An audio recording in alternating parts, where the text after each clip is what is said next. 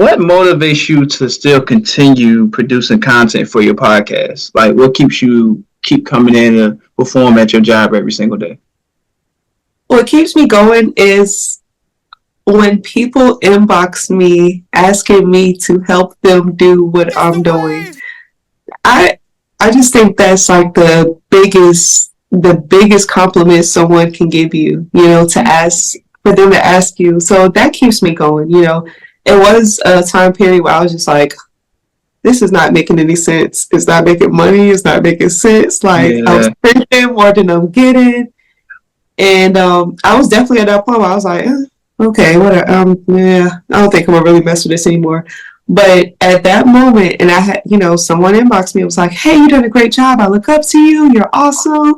Can you help me do this? Help me do that? And at that moment, it just made me realize, okay, maybe this is meant for me. I have to keep going. Let's see where this really goes. Let me really put my all into it. And I'm yeah. thankful for that moment because it made me not look back. Hey, see, I gotta watch out for you. See, I can't DM you. I need your help. No, I'm just playing. I would never do that. But yeah, you do a really really good job. And just looking at some of the videos that you have did as far as you conducting your interviews, you did it really well, professional, as some very insightful questions, but also just kept people like very engaged. Do you feel like you already have the gift of gab, or you still had to develop your way of being an interviewer? You know what I'm saying? So I how did think, it do for you? yes, always room for improvement. I don't feel like I've hit even 90% yet, because I don't have as, that decade of experience yet. It's coming. But yeah, I'm sorry. No, you good. Ask me the question again. I just had so many thoughts run through my mind. I'm so weak. I'm sorry. Basically, And it's storming here too. It just started storming. oh, that's it, man. You know how Virginia is. It's been raining for the past week. I'm not even gonna hold you. It don't Yeah. make no sense. It don't make no sense out here. But what motivates you to continue to producing content for your podcast? Oh yeah, just getting the feedback. And when people tell me you're doing a great job and I want to do it too, show me how you do what you do. Mm-hmm. Uh, that just keeps me going. That keeps me going because there's somebody looking and they want to see me. So, Mm-hmm. ew. That's what's up. That's really what's up. How do you stay inspired and creative when coming up with new episodes, like ideas for your episodes? I just talk about what people want to really know about. Right. You know, no, just be interested and be honest, and that's it. People appreciate honesty. I feel like people can see when you're actually genuine and just talk about stuff that people want to know about. Mm-hmm. I voice my personal opinion, and I feel like at that moment I'm the voice of everyone who has that same opinion. So, I mean, well, again, it's questions and answering. And if you do say, "Hey, I agree to do an interview," why would you not want to answer a question? You know what I'm saying? Right. That's I don't know. Maybe for cloud, I guess. I really don't understand it. But can you share a behind the scenes story or a glimpse as far as the making of your podcast episodes? A lot of group chats. It's a lot of group chats. I mean, all day, every day, almost. Like we're constantly sending each other, little, even if it's a meme, Mm-hmm. videos, memes, anything that's going viral, and we just bounce off of each other. I mean, it's literally content everywhere and everything. Mm-hmm. Even down to, and there's something I want to do more. Just I eat out. Well, I don't eat out a lot, but I enjoy quality dining experiences. So just talking about your dining experience. Just being honest and again being relevant. Mm-hmm. Well, do you feel like certain times certain people are too cool to be able to answer certain questions like that, or they just feel like, well, I don't really want to talk about that because it's not like really appealing right now, Um, yeah, but I think sometimes it's that thing that you think won't hit that actually ends up hitting. Like I think it was C Dot and B Sounds. They were we had an episode where we just went crazy talking about Brewster's ice cream. Bruce's You ice know, and guess cream. what? Brewster's actually responded. You know, What? yeah. So it's like you just never, you really never know. You never know what's going to be that moment. You never know what's going to be what catches or what hits big. Because literally sometimes it's the most random things. Mm-hmm. Yeah, yeah, and it just be out the blue. You know, that's why I always say, well, I'm learning now. You got to give yourself grace because it may not happen when you want it, but things do happen when it's supposed to. So don't ever beat yourself up about that.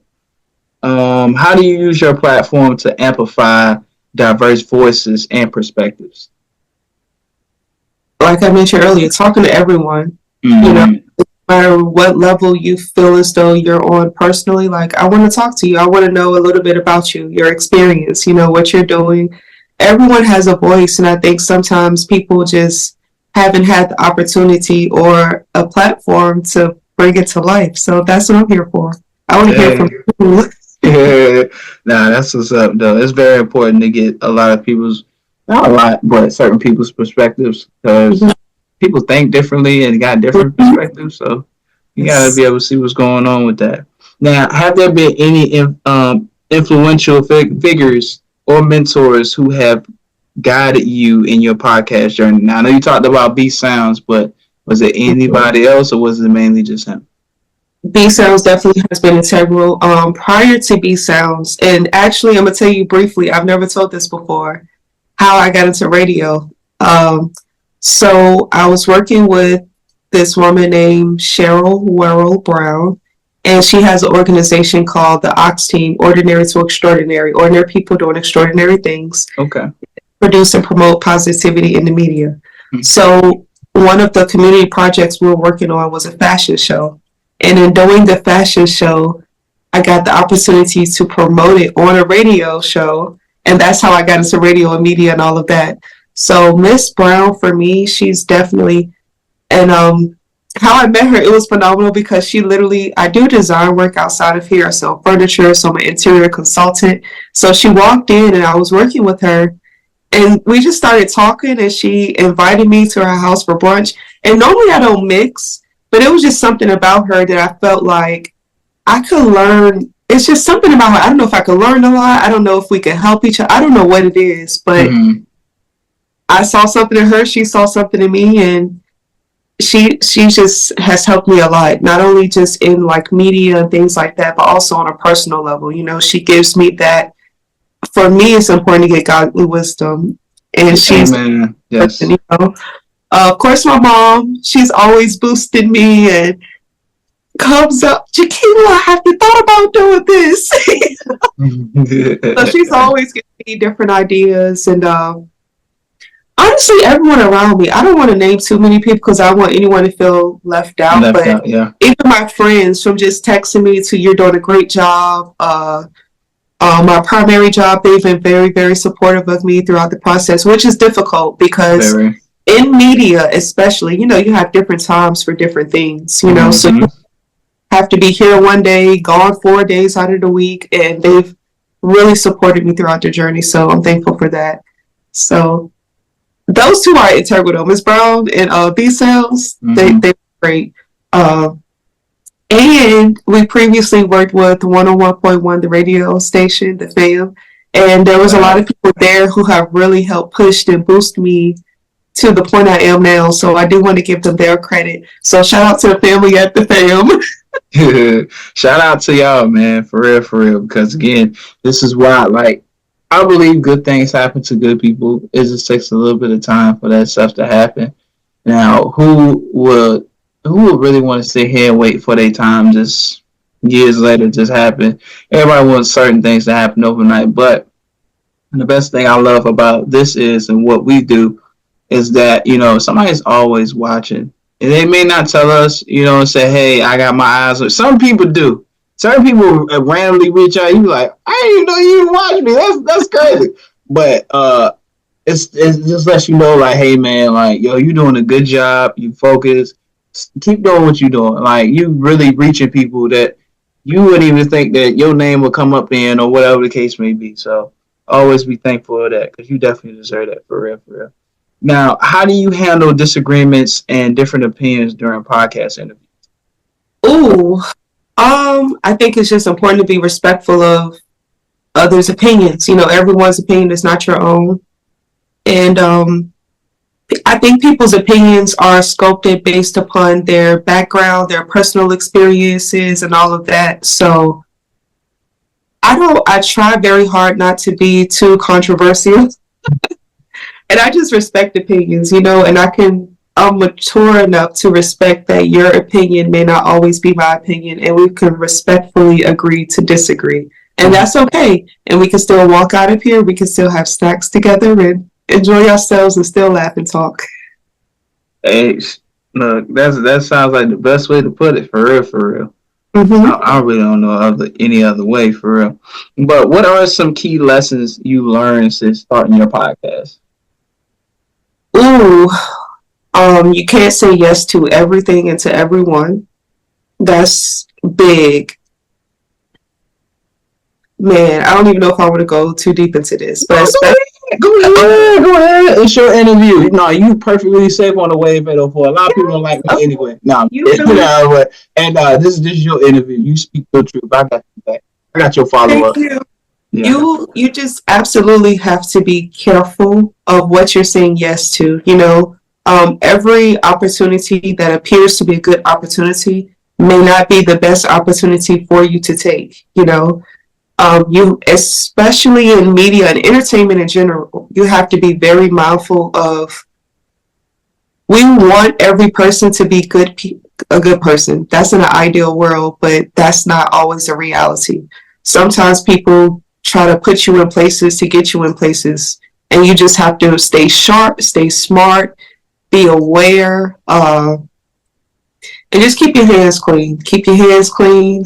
Keep your nose clean, and just be mindful. Be mindful. Don't say yes to everything. And that is true, because what I've learned is, you know, you can have a really great interview, podcast, however you look at it. There's other people that's either done it before you or is trying to do it after you.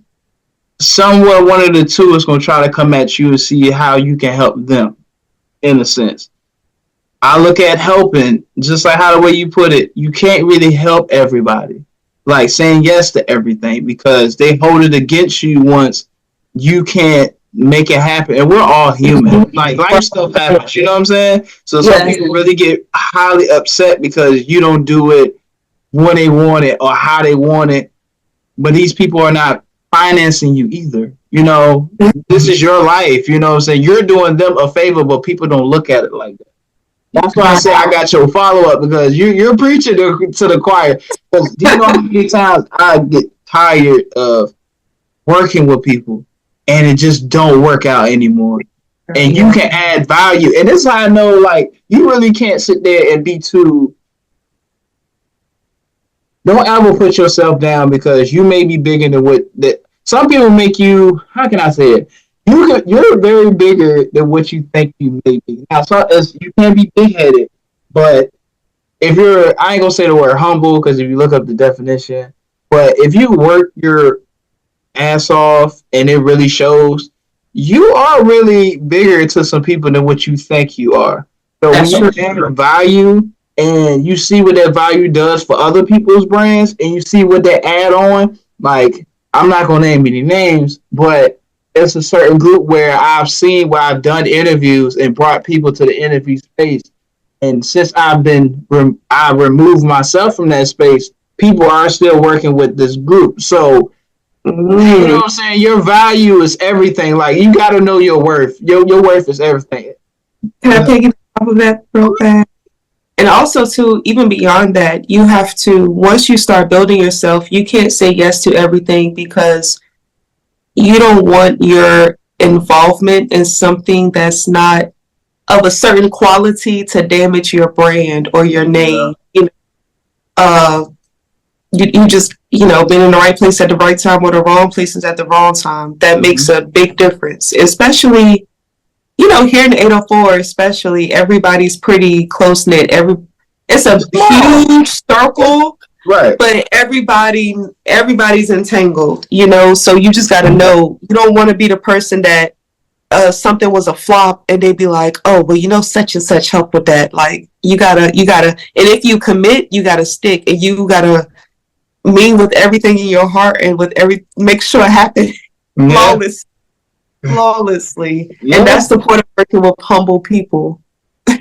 Yeah. And see, and that's the thing too. Like, you can't be too so much in yourself where you are getting these spaces.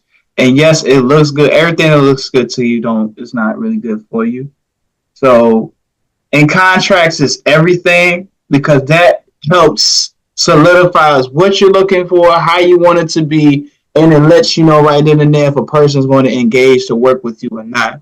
When I tell you contracts, since I had to learn this from just by being on YouTube, how certain demographics do their business contracting everything else and getting paid for their work. A lot of times, some of us say, yeah, I help you, but not getting the help back that's reciprocated. You know what I'm saying? You putting so much into other groups and they're not giving you what you're looking for. Then you're looking like, well, I'm doing all the work. What are you doing for me? You know what I'm saying? So Exactly. y'all watching us, y'all take it firsthand from the both of us. Please stop saying yes to everything. And then if people are upset because you don't want to help them, they was never going to help you to begin with. That just shows you when you tell somebody no, if they say, you know what, once you get yourself together or I get myself together, then maybe we can have this conversation later down the line and we can just bring it.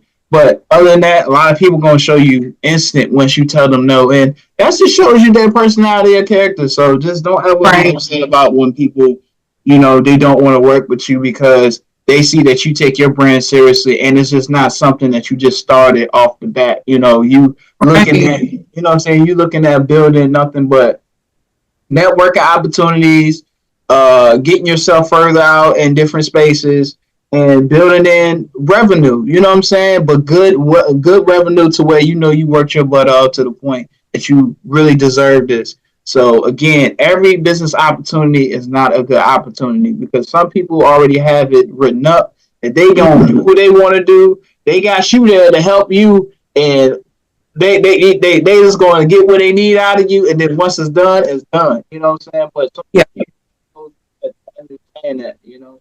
So, yeah, man. Yeah, you kind of bring me back to certain things. So that's why you cannot be. Don't take everything so personal. How Pharrell said, write it down, do what you need to do, and fix it. You know what I'm saying? Fix what these people see this in you. Why you can't see it in yourself? What is so important that these people that are asking you for your help, but that's making you feel like, oh yeah, I'm this, this, this. Put that in you. Keep that going with your brand. You know what I'm saying?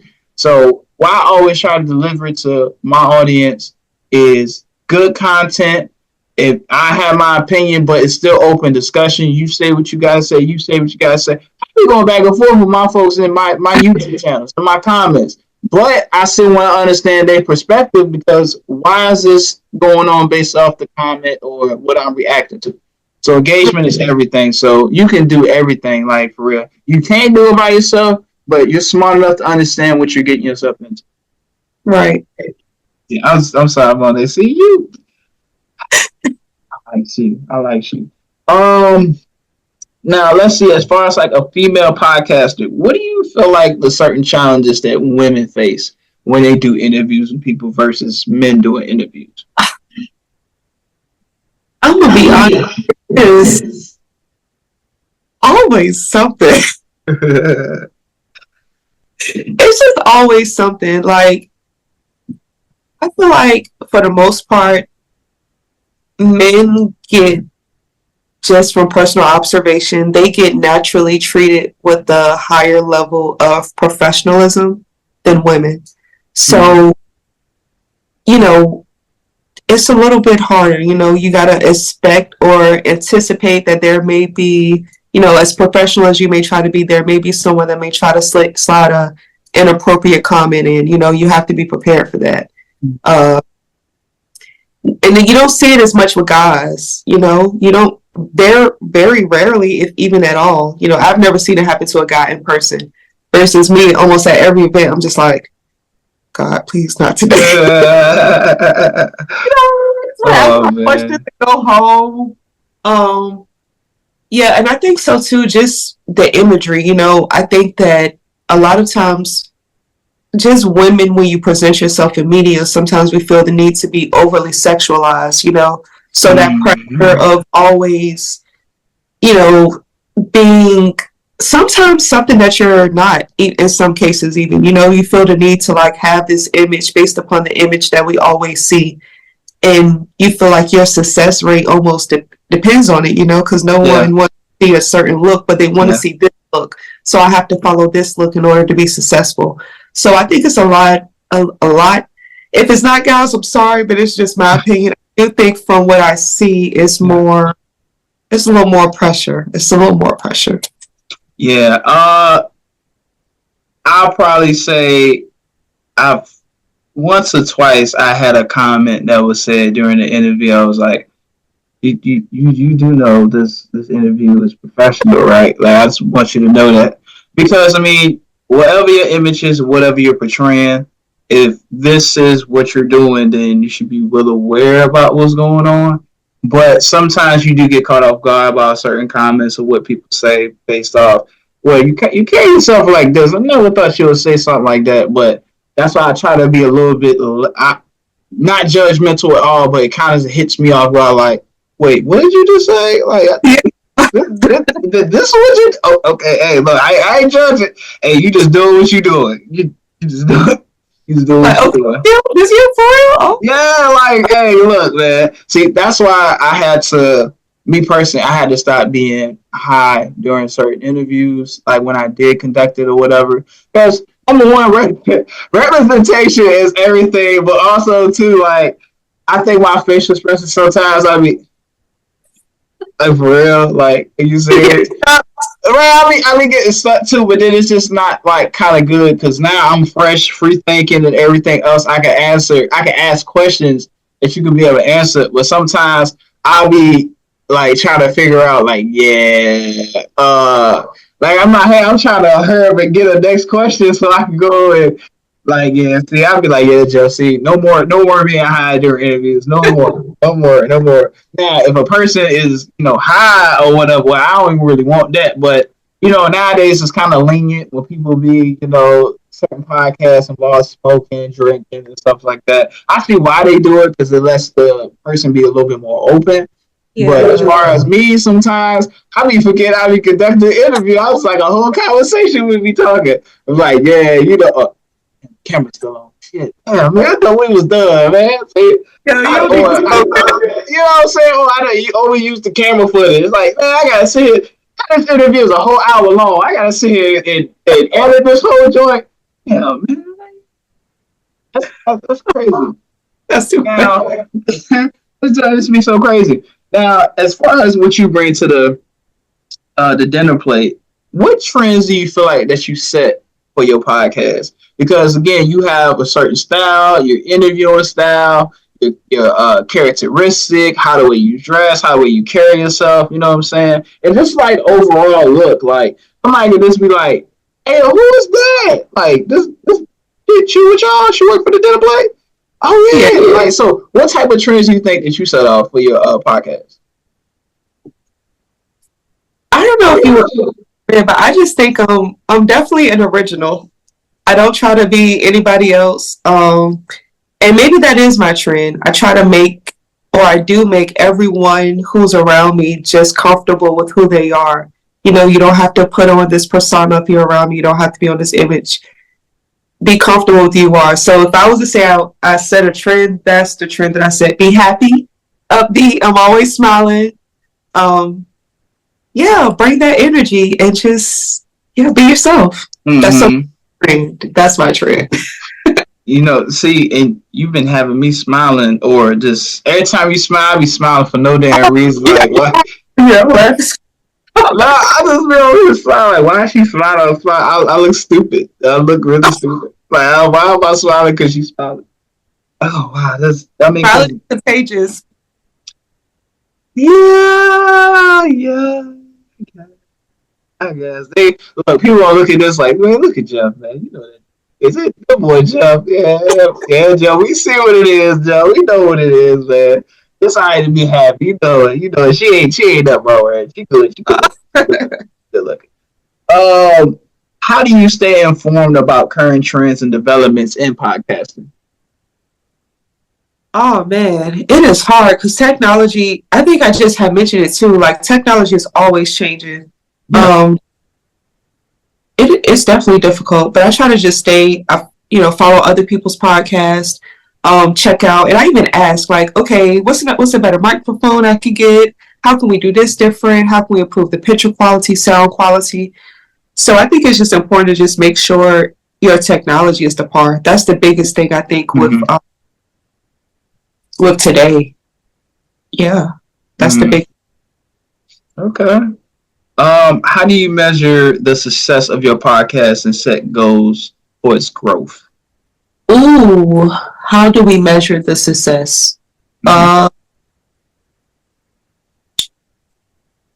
I don't know exactly. There's like no specific formula or no matrix or anything like that. But for us, it's just making sure we're still involved. Not only are we pushing a dinner plate brand, but what do you have going on individually? Um, yeah, I think that's just the biggest. Not only just as being individually active and then bringing it together, so as a team we can move forward. Uh, yeah, just stay active on social media. As a confession, I do need to work on my TikTok. So if anybody wants to help me with that,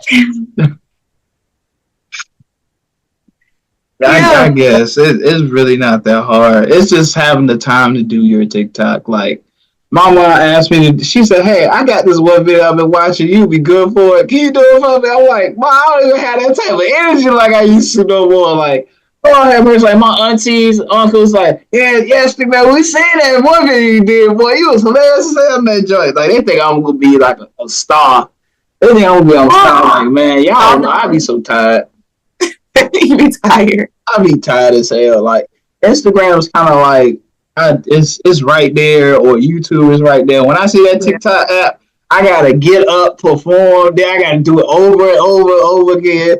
Then it's like if it's a success, I want to go outside and smoke, and then be like, yeah, this shit about to get views for real. Or like sometimes it don't get no views, but some of the unexpected joints just be going crazy. They be the one. I be like, damn, y'all like this? I feel like I didn't really do too much. I feel like I really didn't. Um, how do you leverage social media and other platforms to enhance the reach of your podcast? Well, it's definitely important. I always try to make sure. So one thing about me is I want for me, my follow to be organic. I don't want like fake follows, bot follows, and maybe I just haven't reached the point where I feel like that's important. But for me, I'm like, okay, do I still have engagement? Do I have people responding to my posts? Do I have people responding to my stories? I try to do polls every once in a while just to like keep engagement. So it's like, are my follows increasing? Are my likes increasing? Well, what can we do to improve the dinner plate page? Is that follow increasing? Are we reaching? What's our reach? Is checking out a professional dashboard Mm-hmm. helps, and I think a lot of people ignore it, but Yeah, it yeah, really, yeah. See, people don't read. Like everyone. I'm so serious. Like when I get up and I look at how many people or how many accounts that I reach, like right now, I'm like 500,000. So I literally, yeah. I told you, yo. It's just really this is my life for real, for real. Like the way that I'm for is not just interviews and having people on and whatever. Like it's really my lifestyle. Like just keep on moving the wavelength, keeping it afloat and all this other shit. But what I always want to do is how can I be able to engage more with my followers?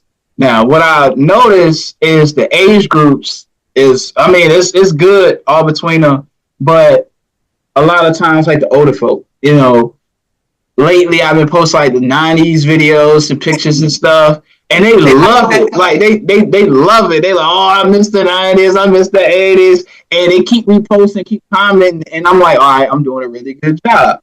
So then when I post another video of this girl's grandparents, how they was acting, I guess it was like they had her or had the mama or something, and they was picking with each other, but they was like low key flirting too. You know what I'm saying? And people like, man, I love black people act like that. You know what I'm saying? That's how it works. It's like the engagement. So when I do stuff like that, I'm like, all right, now I'm really starting to understand the groups that I have, and I know how to get certain videos and post it based on what they love to watch. And you got, younger and older that look at certain similar situations or whatever. And like now, since uh, the whole presidency, all this other stuff. People were making their own videos talking about Kamala or Donald Trump. Like people be engaged in that, young and old. So I'll post it whatever, like the lady, Kamala weird, y'all. Trump supporters better have some sense. You know what I'm saying? That's black people. Like see, people love stuff like that. But then you have different demographics commenting, talking about stuff, and it's just like, see, I know how to beat the game now. At first, it was just post a picture, post a video, see what it do. Now it's like, nah, let me scale it out a little bit. Let me check my dashboard, my insights, and see what can I add on to it. Because it's really easy. You just have to know how to engage with your people. Because I done restarted it after it got shut down, and I grew the page from 500 to now it's about to reach what's past 5,000. So now the goal is to get to 10K before September or October. So the ball is rolling, and yes, I do it myself. But when I tell you, I'll really sit here and take the time, be up late at night playing Nipsey Hussle, Larry June, Primo Rice, Dolph, and I'll be really getting into it. Like, yeah, this is my mode or whatever. But it always happens at my downest moment because I know my time is really coming. Oh, Miss Moneé, Lord have mercy. Your work, your good work, really good work. But in the next we have 6 months, less than 6 months. How do you plan on developing yourself to be one of the most premier interviewers? Not just only the 804, but just bring yourself out of the state and stuff like that. Yes, so that is actually my goal for the year. I want to get at least 2 out of state bookings. Earlier this year, I actually had the privilege of going to San Antonio to travel with Mr. Raymond Gould, who's a Richmond native, for his plays Through Their Eyes. So I believe he should have a couple of shows coming up, and hopefully I get offered that again. So it's so crazy. My first formal red carpet interview setting was actually in Atlanta. Word? Studio House, Atlanta. It was phenomenal. I interviewed Mr. Cheeks. I think I have that one. Yeah, shout out to Mr. Cheeks. Alani Taylor, who's designed for Cardi B, Beyonce. She's worked with like a lot of huge celebrities. So I've already started getting bookings I've got a booking in Carolina, out of state, but I just want to get more of it, more paying gigs. Yeah, no, facts. Everybody wants you to come, but not a lot of people, put up the money. But when you're doing stuff like that, like the money talks, and I know I'm definitely getting to the point where I can definitely request. I don't want to say demand, but request. All right, y'all, it's your girl, J Moneé, and I need you to make sure you follow me on Instagram @_THEJMONEE. Also, click on the link to follow the Dinner Plate, our podcast page as well. Thank you so much to the Wave 804 for conducting my interview. I'm so excited to see the final product, and make sure y'all stay tuned so you can catch our episode. Bye.